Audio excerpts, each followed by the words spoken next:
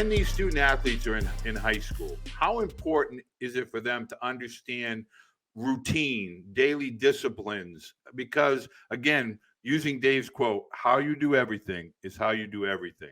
And so high school students think there's a switch you can just flip when you get to college and you just become this mature student. But in reality, it begins in that junior and senior year of high school and it carries over into college. Would you agree?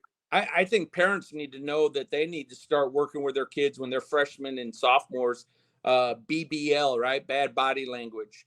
How they roll out of bed. Like he said, how you do anything is how you do everything. I talk about it's not about how you roll out on the field; it's how you roll out of bed, and just your mannerisms and the effort, and things like that. And I think it has to start your freshman and sophomore year because you just can't be waiting till you're a junior or senior and then you're fighting bad habits or anything like that. So because I talk about the world, but we're talking about baseball within that world. But just the team, the bad body language or positive body language, just the effort, just the communication, the talk, the positive talk, the volume of the talk.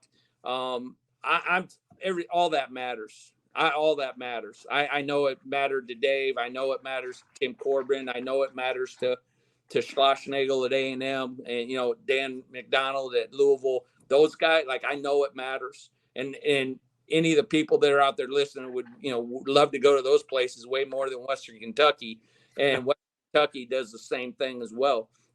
My wife and I do the same thing, same talk. My living room is basically like the same talk as my locker room, and my locker room here is like the same talk my wife and I have had raising two sons.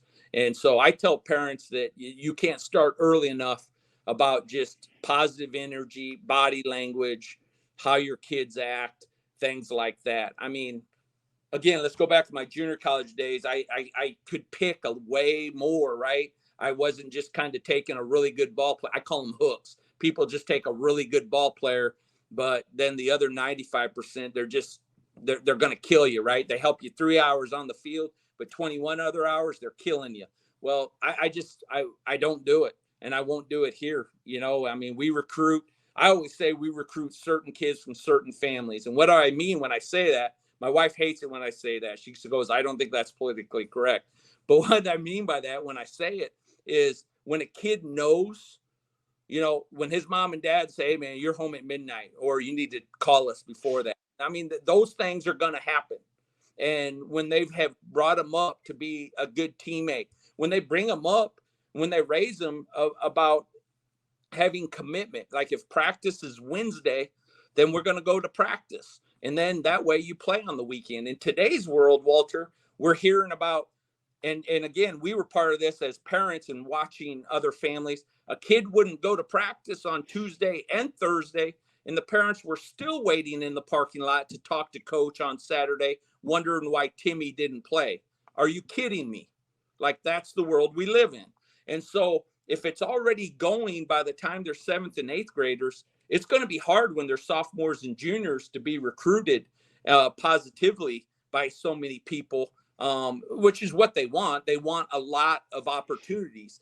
That's the same thing I want with my own two sons. I want them to have opportunities, good grades, good person, good energy. Now you're going to have more opportunities. And people don't think of it that way. They just look for a opportunity when they actually have the world in their hands where they can create a lot of opportunities for themselves in a lot of different ways.